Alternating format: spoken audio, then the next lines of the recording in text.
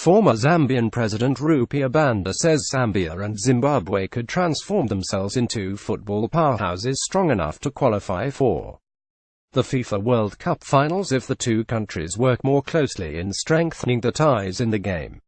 Prophetic Healing and Deliverance Ministries founder Prophet Walter Magaya Center shares a lighter moment with visiting former Zambian President Rupia Banda.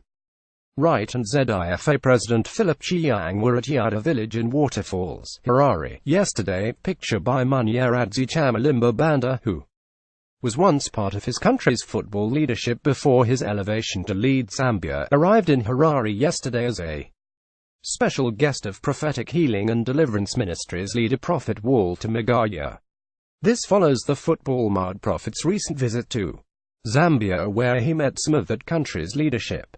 Banda and his delegation are staying at Yada Hotel Complex in Harare's Waterfalls area, a multi-million-dollar luxurious estate that was built by Magaya and has been used as a training base for the Warriors and the Mighty Warriors in the past.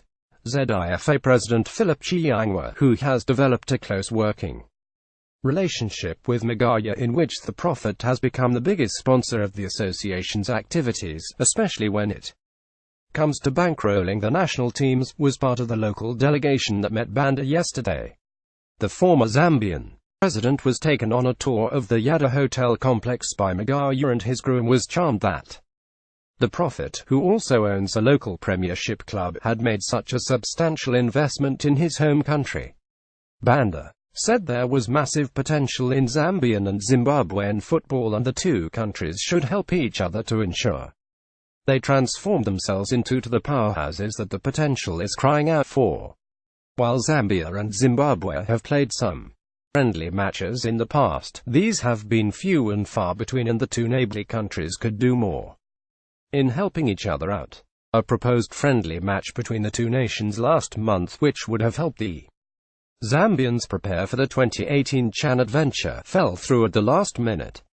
Banda said such initiatives were important because the target for the two countries should be to qualify for the FIFA World Cup one day, as they both had the potential to grace the global showcase.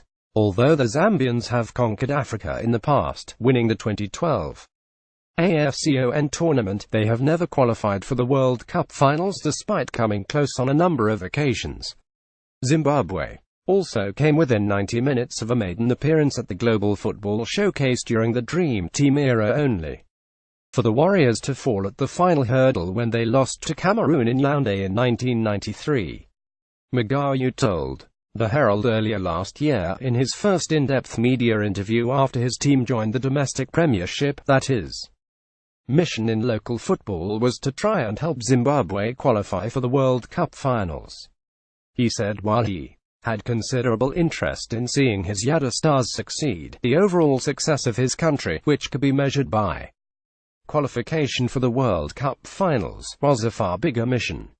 Yesterday Banda was singing from the same hymn book when he said both Zambia and Zimbabwe should target World Cup qualification as their ultimate goal in football, with the former Zambian leader saying such glory was possible if the sister nations worked together for a common goal. I think Zambia and Zimbabwe can do more in helping each other when it comes to football so that we both can benefit and tap into our potential to qualify for the World Cup, he said.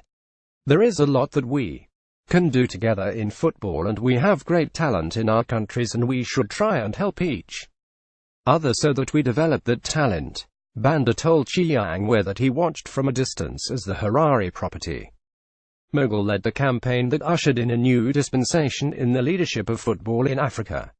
Chiang led from the front as the campaign manager of Malagasy football boss Ahmed in the campaign that eventually toppled long-serving CAF president LSSA Hayatou from his post at elections in Ethiopia.